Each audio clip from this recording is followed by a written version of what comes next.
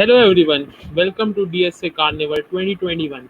My name is Ansas Deva and I will be your host for today's event. DSA Carnival is 18 days long event in which India's top educator will teach you data structure and algorithm. Our today's educator is Mr. Gaurav Singh. He is a very popular YouTuber and also founder of Interview Ready and a former SG at Uber. Today he will teach you hashing. Uh, at the end of the session, there will be a quiz, and the winner of that quiz will get a t-shirt from Prep Bites. The link of the quiz will be shared in the description and the live chat also. The winner of the yesterday's quiz will be announced at the end of this session. Also, there is a giveaway for you guys. For that, you have to take a screenshot of this event and tag any of the organizing Code Chef chapter. The person with maximum likes will get goodies from GitHub. Now, I will request Gaurav sir to start the session. Thanks, Ansh. Thank you for inviting me, and thanks to Code Chef, the chapters, to actually host this. Seems exciting. Today, we are going to be learning about hashing. So one of the things I'll do is I'll share my screen, and but before that, guys, in the comments, you can let me know how many of you are, let's say, comfortable with hashing, and how many of you are not comfortable with hashing, or have never done hashing, or don't know what hashing is. Okay, so if we can take a poll, I don't think I can take a poll, but yeah, how many of you are not comfortable with hashing, never heard of hashing, um, and seeing hashing for the first time? Okay,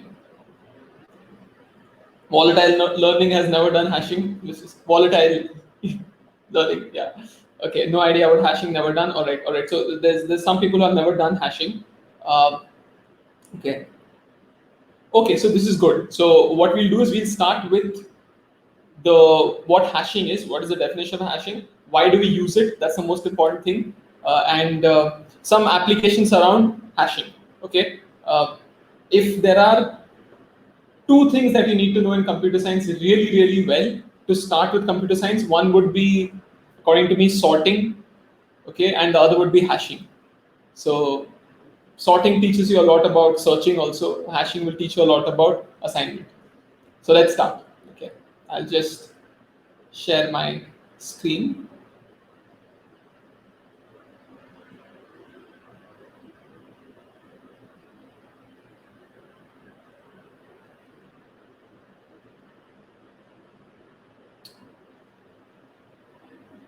Okay, so is my screen visible, guys, in the chat? I think yes, it is. I'm quite sure. Yeah. So, okay. In fact, let me stop sharing the screen and I'll bring the window to a bigger monitor where I can see you guys more clearly. Okay, so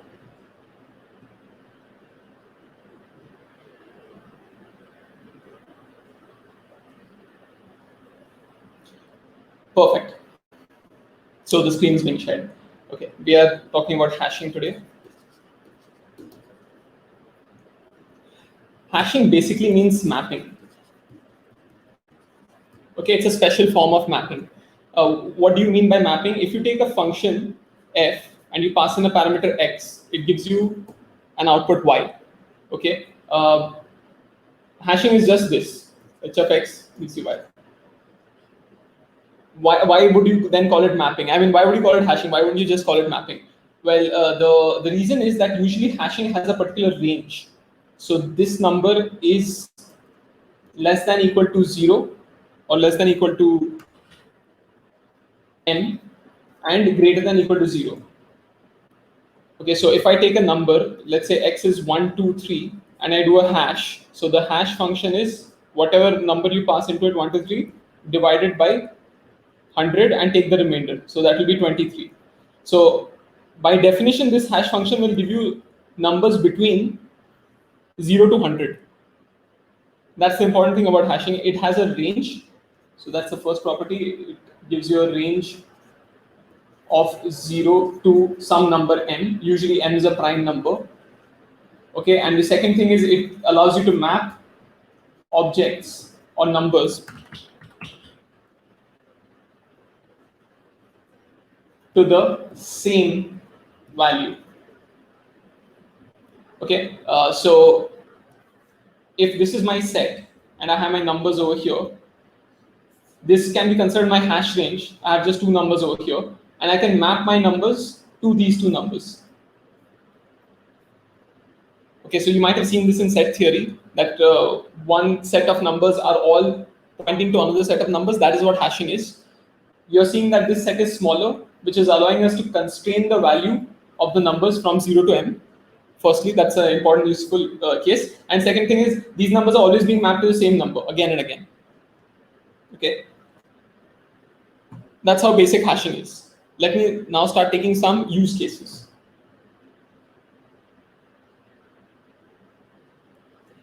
So firstly, let us say there are many users that you have who are using your mobile application.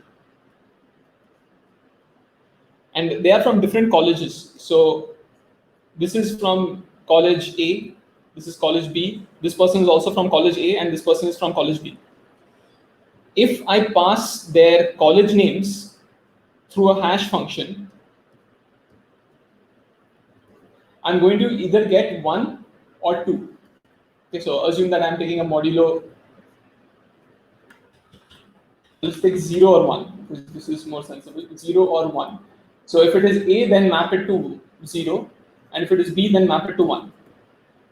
So this is my special hash function. So effectively what is happening is h of college is equal to whatever college is there minus A. Okay, that's what my hash function is giving me. Now, how is this useful in the real world? Due to COVID, everybody has scattered all around the world. Okay, we have people in Mumbai, we have people in Delhi, we have people in Gurgaon.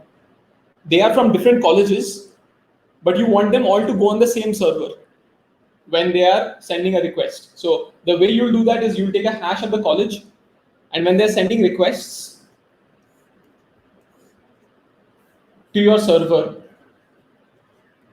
you say, okay, give me the college ID, I'll hash it, and I'll find out whether I'll send it to server number 1 or server number 0. Okay, so all people who want to chat in the same college are being sent to the same server. And over here, again, the same thing is happening for the other college. This is the general idea. You want to map people from one place to another using hashing. Let's take a more interesting example.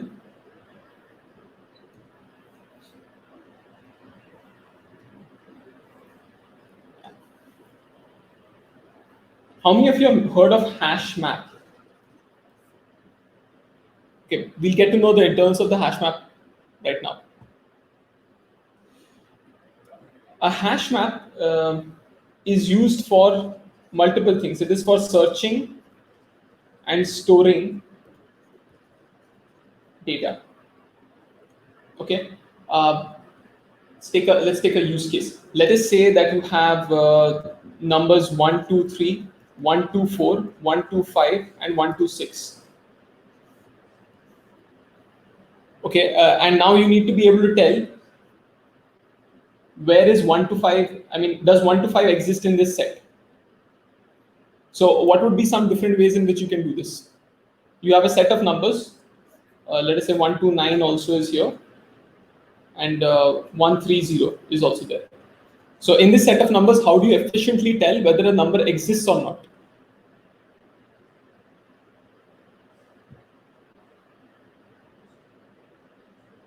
I'll just give you guys 1 minute to think about this.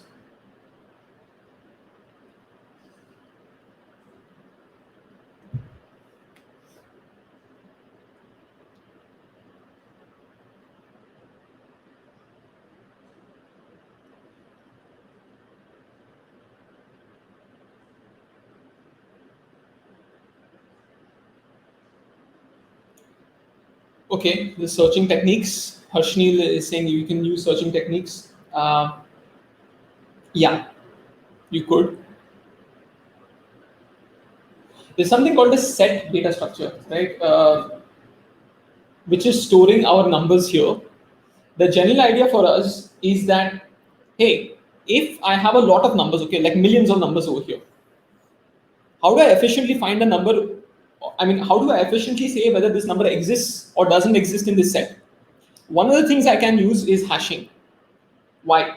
Well, if I start hashing these numbers, into different values, right? This is a huge set. By hashing, we can constrain the set size. So what I'm going to do here is I'm going to say, "Acha, theek hai. Amongst all these numbers, just do a modulo 10. How many values can I get? How many remainders can be there when I do a modulo 10? 0 to 9. Yeah. So now in this, if I do a hash, then I get for 3, I have one value. Okay. For 4, I have one value. For 5, another value. For 6, another value. For 7, I have no value. 8, nothing. Directly 9, one value. And 0, one value. Because if you do 130 divided by 10, you get 0 as your remainder. Okay. So now the maximum number of values I could have was 10. I got 1, 2, 3, 4, 5, 6 values. Okay, now let's say somebody says, do you have in your set of numbers, do you have 127? I don't need to search in this. I just need to go and see over here in this small set of values, does 7 exist? Because what I'm doing is 127 modulo 10 kitna aa raha hai? That is going to give me 7, right? So does 7 exist amongst the numbers that I've saved here? So I'll come here, I'll say, does 7 exist? No. 6 ke baad 7 nahi hai. So then I say, okay, fine. This search is a failure. Okay. On the other hand, if someone says, find me if you have the number 120. So I'll say, okay, 120 mod 10 gives me 0 again. That is the remainder when you divide 120 by 10. So does 0 exist? Yes. Then I go inside and check how many of these numbers with remainder 0 is equal to 120. So from my original set, this is the number 130 which is mapping here. Okay, then I'll go inside and I'll see, oh, this is 130. You were looking for 120. No, sorry. This is also a false positive. You are seeing that initially with 127, in one shot, we were able to say number doesn't exist. But with 120, we had to do some extra searching. Because initially we got a false positive, then we went ahead and saw that it is a negative. So usko hata do. Okay, that's the general idea. Now, are you able to see here that this is a good technique? It's an advanced technique of getting rid of a lot of possibilities that you have in your original big set by creating a smaller set of numbers and then mapping this big set to this smaller set. Okay, that's the general idea. You will take a large set of numbers, you'll map them into a smaller set of numbers, and you'll be able to search efficiently on this small set of numbers because of some property that that number has. Okay, in our case, we are saying what is your remainder with 10? That is a property. It could be that when you take their country and you do first letter, that could be your hash. So a hash can be anything, right? It is a function which helps you map a large set of numbers to a smaller set of numbers. So all the users in the world map to 26 states, or all the users in India map to 26 or 30 states.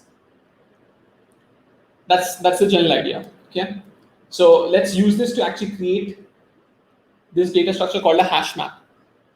I'll use blue because I like using numbers in blue.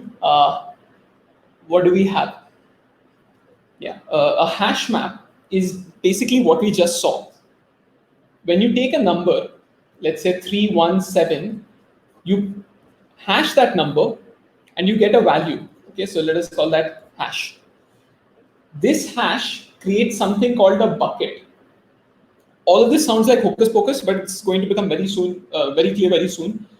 Basically, in your data structure, you first take the hash of the number and you see whether the hash exists in your data structure. If it doesn't exist, you will create an array. Okay, so that's how simple it is. There is an array. 317 will go to the first position over here. So that is 317. And depending on the hash, you will be finding where this array is made. So let us say I'm doing the same thing, modulo 10. So that will give me the last integer, the last digit is 7. So this is for all numbers having last digit 7.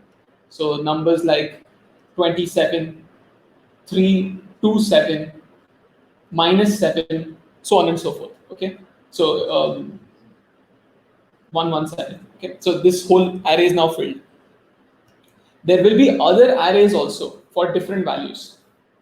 So if your remainder with 10 gives you 0, then you get this array. So 10, 20, 119, 0, Yeah, 119 can't be there because the remainder has to be 0 when divided by 10. And that's going to give you multiple arrays. Okay, this is the general idea of hashing. And this is the general idea of a hash map. Why is it a map? Well, what's happening is whenever you're searching for a number, all you're doing is you're running this hash function, getting a particular value, which is divided by 10, finding the array in which your number exists, and then reporting the answer. The best thing about this is that when you took the hash, when you divide it by 10, you cut down your search space by 10.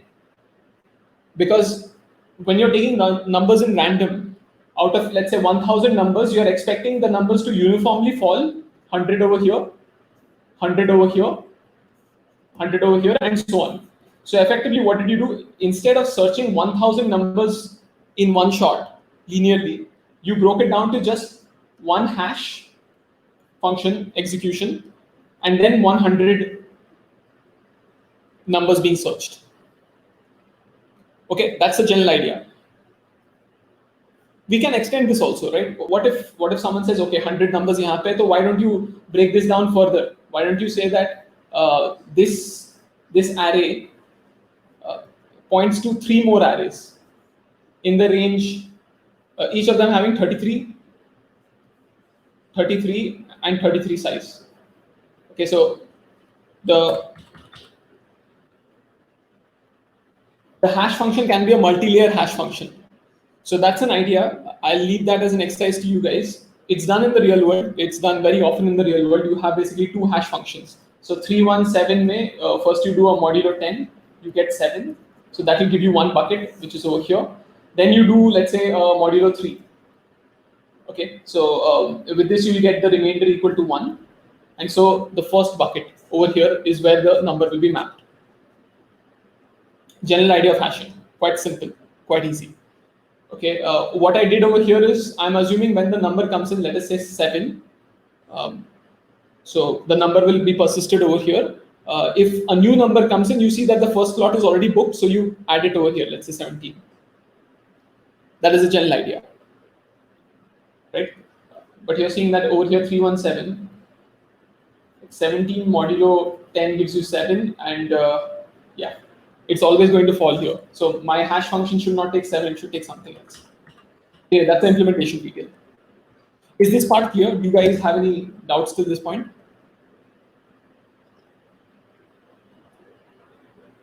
Okay, I can see quite a few doubts in the comments.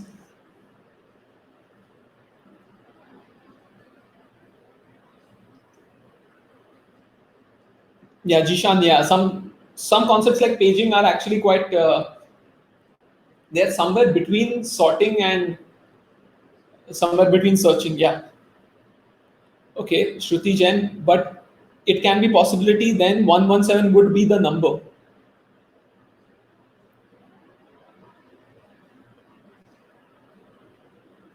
I'm not sure about this. Can you elaborate on this? I'll look into it. Ansuri is asking, Gaurav, small doubt, can we use pattern matching concepts using Knuth Morris instead of using hashing method? Okay. So we'll get to that. That's one of the use cases of hashing. In fact, let's keep this on the board till we finish this. But okay, that's an interesting question. Thank you. Once again, finding arrays, it's clear. Okay, perfect. So let's move ahead with what was suggested to us by Ansuri, which is let's do this hashing for strings. Okay, so now let us say I have a string GKCS and I have a string which is code chef. Okay, now what I'm going to do to find the hash of this string GKCS is just to take the first character. I mean, take the characters and add them all up. Okay, I'm assuming they are numbers. Similarly, when I'm doing a hash of code chef, I'm going to just add all these numbers up, these characters up. And in the end, I will modulo with 100 to get the final hash. So in terms of GKCS, this is around 7 let's say 12, let's say 3, and let's say 19. Okay, so I said I'll add them all up. So 7 plus 12 is 19, 38, 42, 41. Modulo 100 gives me 41. Okay, so that's not very interesting, but let's see. Code chef 3, 7, 4, 5, 3, 8. I don't know. I've used 5 here. Okay, that is good. 6. Okay, so this thing, when you add them all up, let us say is equal to 29. Modulo 100 gives me 29. Okay. Now, the important thing here is that if I want to find whether GKCS exists in my map, all I'm going to do, I'm going to make a guess here. Okay. I'm going to say, find the hash of GKCS. That is an order n operation, right? And the length of the string, if it is n, then I will find the hash by just summing all the characters. It's going to give me the number 41. I'll say, does 41 exist in your hash map? And you might say, yeah, 41 exists in my hash map. So job done. But there's a problem here. What if there was another person's string, let us say inter view ready. Okay, and for some reason, the hash is equal to 141. So when I do a modulo 100, I get the same number, 41. What that means is my hash is giving me a number 41. And let's say I come to my hash map and say, do you have interview ready? The hash map then checks and says the hash is equal to 41. Do I have 41 in my map? Yes. So I have interview ready, but that's a false positive. It never existed. Okay. Why am I doing this? Why am I doing an approximation? Why am I saying if 41 and 41 match, go ahead and say yes? Well, because searching for a string in a bunch of strings is an inefficient operation, is an expensive operation. I want to avoid it. Okay, if you have thousands of strings, or more likely in a database you have millions of strings of length L1, L2, L3, so max length, let us say, is L, and you have n strings of length L, this is an order n into L operation, right, where you are matching your query string, which is this, with all the strings in your database, in your library. So this is a very inefficient operation. On the other hand, if you just use the hash, what's happening? You take the hash, that takes you order n time, and then you do a binary search on this database, which is, as we know, order log of n. So in order, I mean, here it is n, it should be basically L, which is the length of the string. Okay. So order L plus log n is your total time required. Now this is very fast, but like we said, it might have a problem. It might give you a false positive.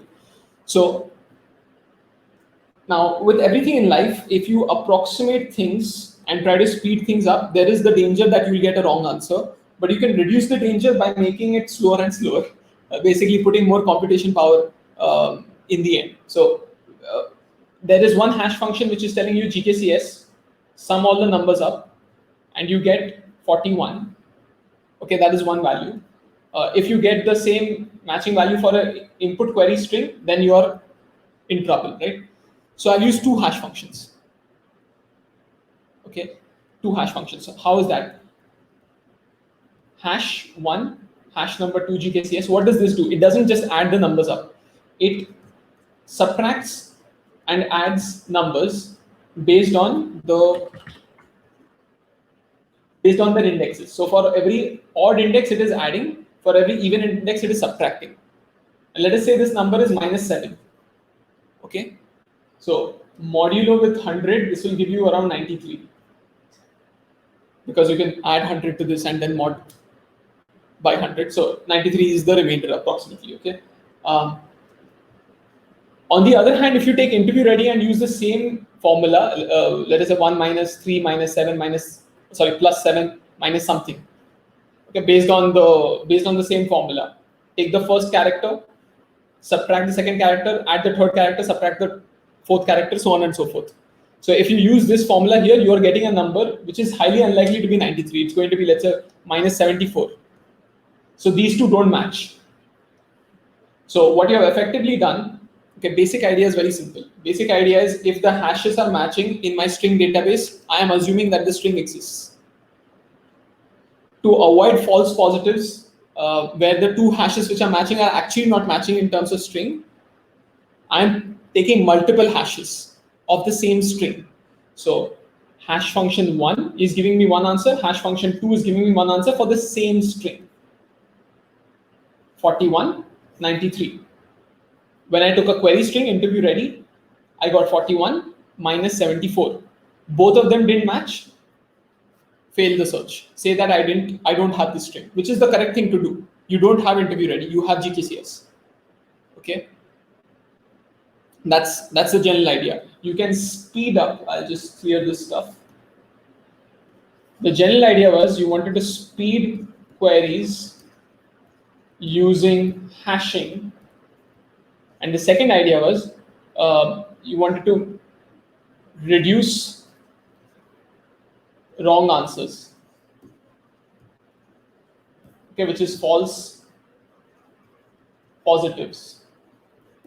False positives is basically like you expected. I don't know whether this is the politically right statement to make, but a false positive is like you go and get a COVID test, and the COVID result is yes, you have COVID, but maybe you don't. Okay, there is a small chance of false positive. There's a small chance of false negative also in any test. So hashing is basically a test. False negative means that you actually have the the issue, the disease, or in our case COVID, and the test did not give you the right answer. So false positives and false negatives you want to reduce in anything. That's also the concept with hashing. Okay. Guys, if you have any doubts, let me know. Then we'll move to the next part.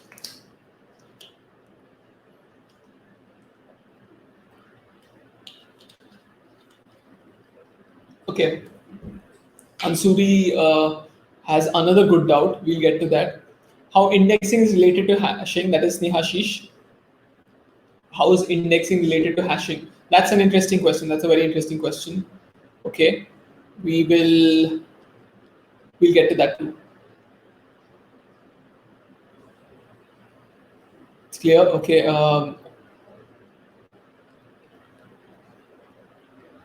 Number of same sum.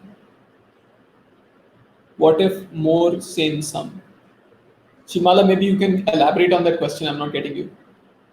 Okay, but let's take this in order. So Snehashish asks, how is indexing related to hashing? Okay, I think you guys have gone through sorting already. So the basic idea is this. In a database, we have a lot of numbers or a lot of records. So all the records have an ID.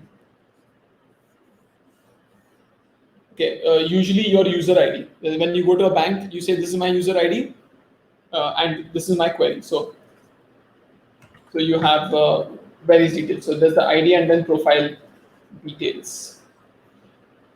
Okay, searching for IDs in this database can be done linearly, which is very slow. It can also be done over indexes, which is basically a binary search. Let's say you have like a BST, you also have another data structure called a B plus tree. You can use this. So your binary search then is possible on this ID. These IDs are sorted. Okay, that's the general idea. How is hashing helping here? Well, if I say that give me all the people having their ID ending with 7 or ending with 3 and put them in one bucket. So all the people with ID ending with 3 go to one bucket. All the people with ID ending with 7 go to another bucket. Okay, one database, separate database. Then what's happening is that I have taken the last digit, which can give me 10 values, and put them in separate databases. Now when I need to search for a ID, I can take the last digit, which is effectively a hash of the ID, and then doing a divide by 10. Same thing that we did earlier. And then finding the database where it exists. The assumption is that the number of records in this database is is 1/10 of the total number of records we have in our full system. Okay, so you sorted to get an index, but you hash to get a bucket. Okay, both of them are related to each other in the sense that they're not exactly related, they're used frequently together to speed up search queries.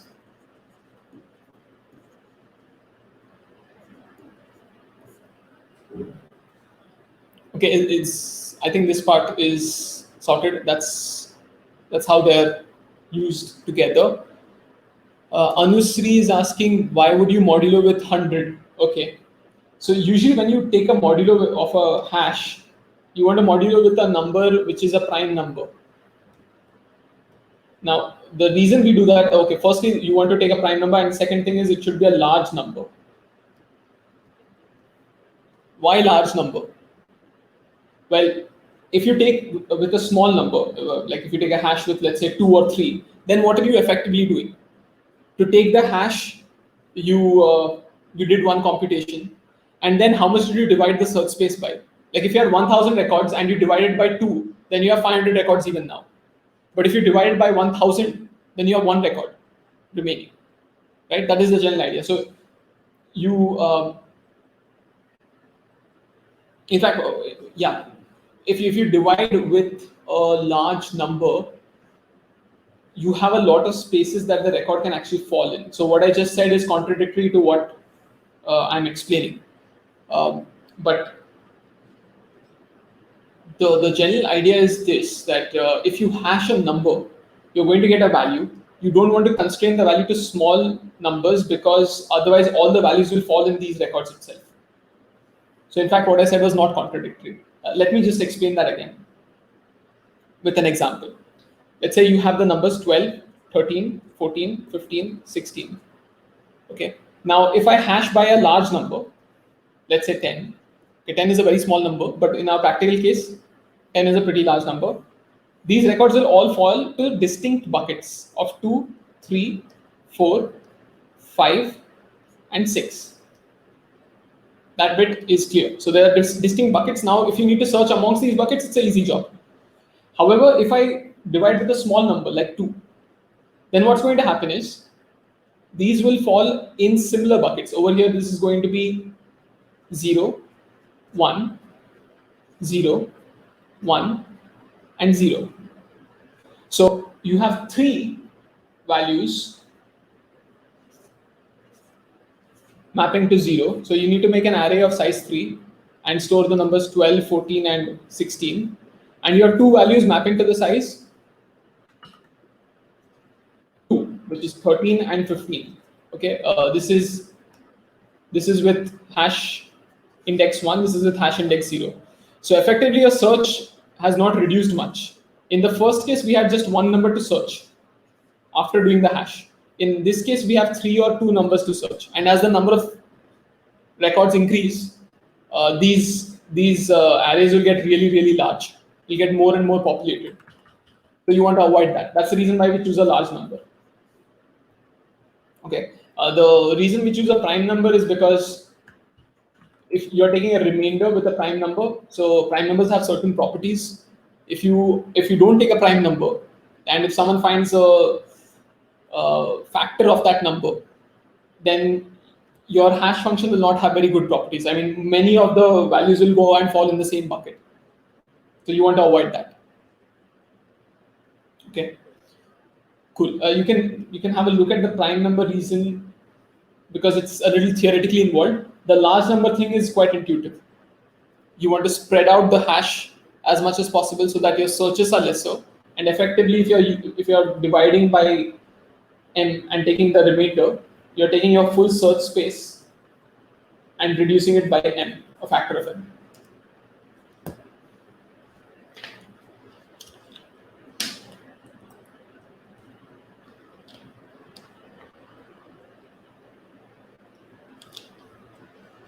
Okay, collision resolving. That's an interesting question by Kumar Jinjay.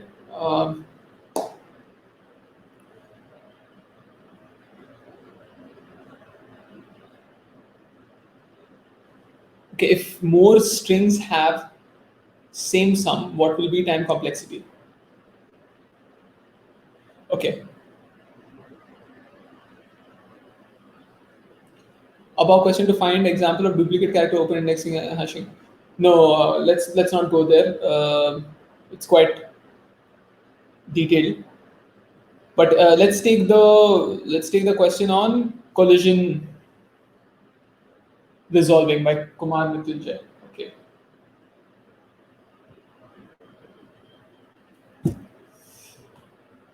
Okay. One interesting question with any hashing problem is that, let's say you have this set of numbers that you are trying to hash into different buckets.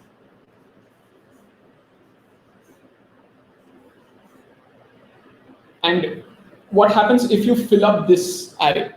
Okay, you chose an array of size 100, you had 1 million records, you filled up this whole array.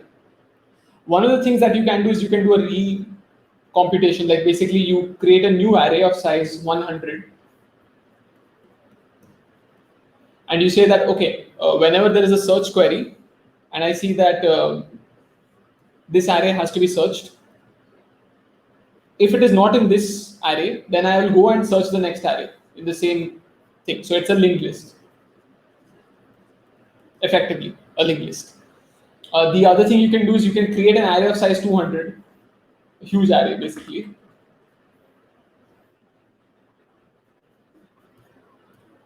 Copy all these 100 elements and then start inserting elements from here. So instead of creating this array, you're just going to take this new element and start putting it here. Okay, that's how you can dynamically size your hash map. Another thing that you can do, I mean, basically you have full free reign to do whatever you like. You can create a hash map here also in this bit. So you destroy this structure, take these 100 elements and create a separate hash map with it. So let us assume that you had 10 buckets here. Now you have 10 more buckets here. So they are, yeah. So they're mapping to different arrays.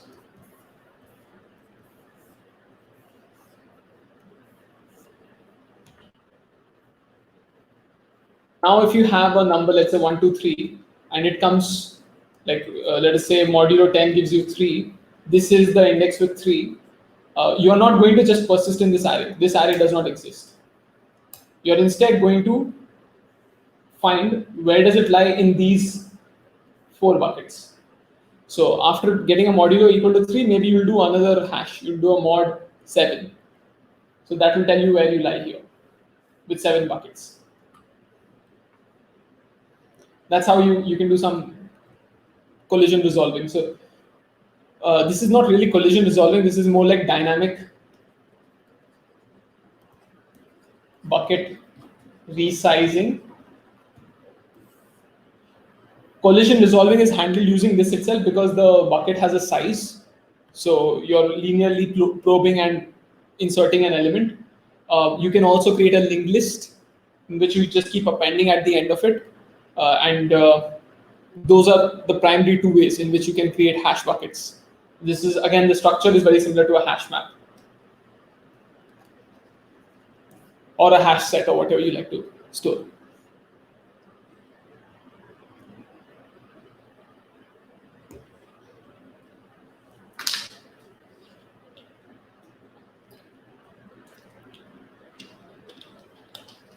Okay, I'm not sure whether you guys would like to see the consistent hashing thing, but if you're, so I'll take a couple of more questions from here. But in general, if you're looking for a little more advanced concepts, you can have a look at some Codeforces or CodeChef problems on this. Yeah, a lot of people use hashing in the real world as well as interview problems.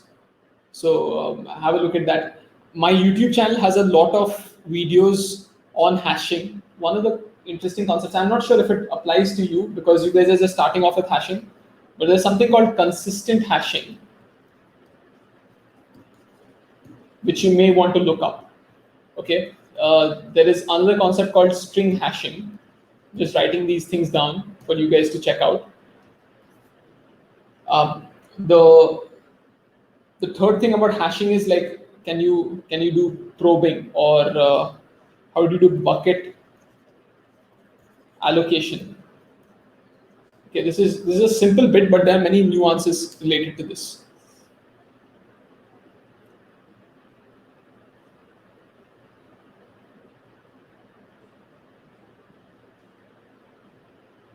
Okay, about questions. Different techniques of designing hash function. How to use hashing for 2 pair, 3 pair sum. Can you explain bucket resizing again? Others, have a look at the video on amortized analysis. I'll explain the basic idea here.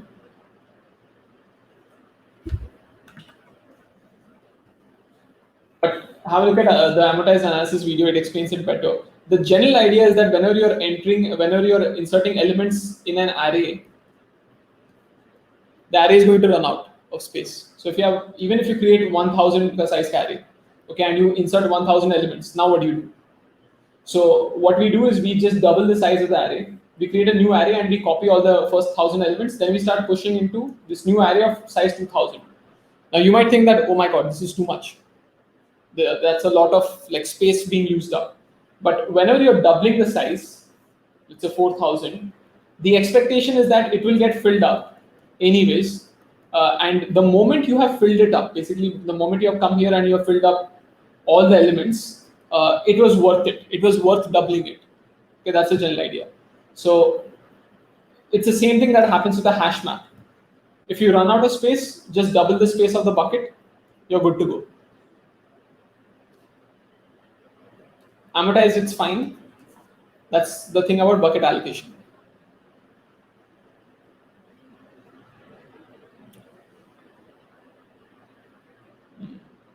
Okay, guys, if we do we have any more doubts? Let's. Noob Coder, your question of 2 pair, 3 pair sum is for this. I mean, it's a bit advanced. I can share some links to help you out in that sense. Different techniques for designing hash function pseudoman we talked about how do we take a large number. That's the first thing that we said. And the other thing was to take a prime number. So that's how we design a hash function. In general, in the real world, if you want to use a hash function to map a set of numbers to another set of numbers, you see in your domain what is going on. For example, if you have, let's say, people in Zomato. So you want to take a hash of all the users in India and send them to the same server. Because you don't want the Indian restaurants to be on one server and the Indian customers to be on another server. So you map them all to the same place. So those are like some very basic ideas of hashing, but they help a lot in the real world.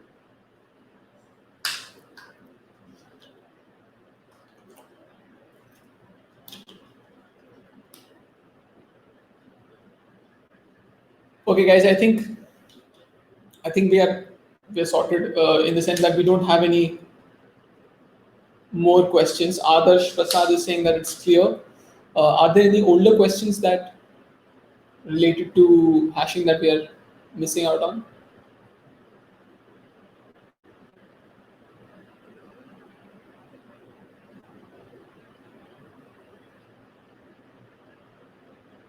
No, I think we're good. Yeah. So if you're looking for a few more advanced concepts, you can have a look at these three things. Should be able to find them various sources on the internet. Especially string hashing is very relevant for computer programmers. Like we said, multiple strings being mapped to the same value help us tell whether it exists in our set or not. I have solved quite a few CodeChef problems this way. Basic idea is this: that take a string, hash it with multiple ways. If it will give you a set of numbers. So take a string, let's say India, hash it using hash function 1, hash function 2, hash function 3. You're going to get numbers 21, 31, 41. If you take another string, let's say USA, the chance of getting the same values is really low. Okay, you might get 21, 31, but you should definitely not get 41. Or you should not get, basically you should not get all three of them together. So if you get the three of them together, you're saying it's the same string. That's the idea.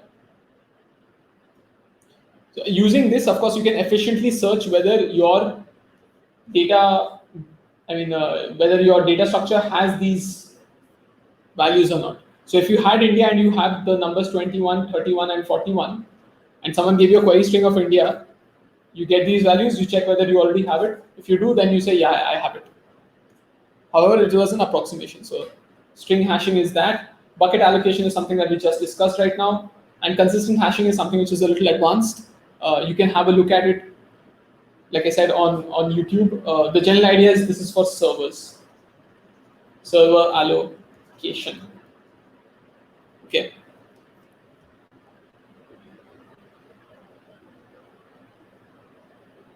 Yeah, Dipanshu, you're asking for please more practical examples of hashing in the real world. Consistent hashing is probably the most common example. Hash map is something that we have discussed right now. So that is a practical example of hashing in the real world. String hashing is heavily used to reduce the search space of strings and efficiently match them. Yeah, that is the hash map. That is again something that we have spoken about today. How does, let's say, a hash map internally work is something again that we have touched upon. But what is the algorithm for bucket resizing and stuff depends on the language that you're using. So we talked about dynamic allocation based on just doubling the size. That's one way of going about things. You can also use a linked list.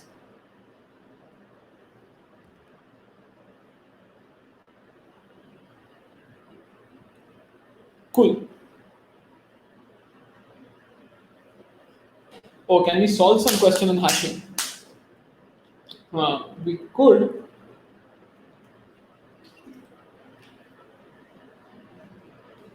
Which problem would you like to solve on hashing?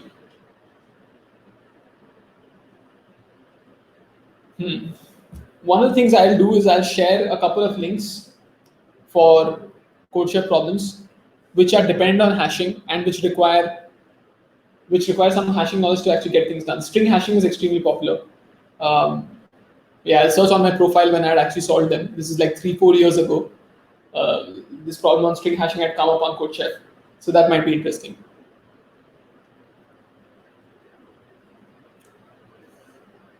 Okay, guys, we're done.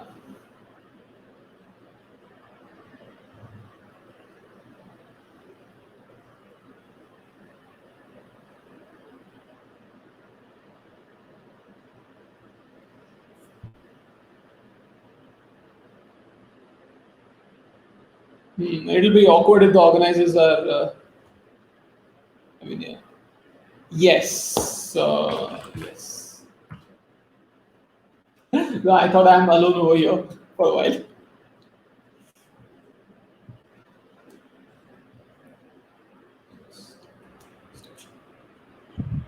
Thank you, Gaurav sir, for coming to the event and helping thousands of students and making a difficult topic very easy. Okay, thank you. Thanks, Sanch. Thanks for actually inviting me, and thanks, guys, for listening. This is a topic which is, to some extent, quite easy when you're starting off with it, but there's a lot of edge cases, and more than edge cases, there's a lot of use cases that this topic has. As we have seen, there are multiple things to be learned when it comes to hashing, and a lot of people, like in experienced positions, also find it difficult to implement a system which uses hashing efficiently. So that's something which is quite interesting. Like you know it now, so you can actually go ahead and start implementing. Cool. Thanks, Ansh. Thanks for inviting me, and I'll Thank you see you for guys coming, next sir. time. Sure. Take care. Bye bye. Now, I will announce the winners of yesterday's quiz. And winners of yesterday's quiz are Anjali Khushwaw and Banasthali Vidyapeeth. Also, link for today's quiz will be shared soon in description box and chat box. So check that. Thank you for being a patient listener.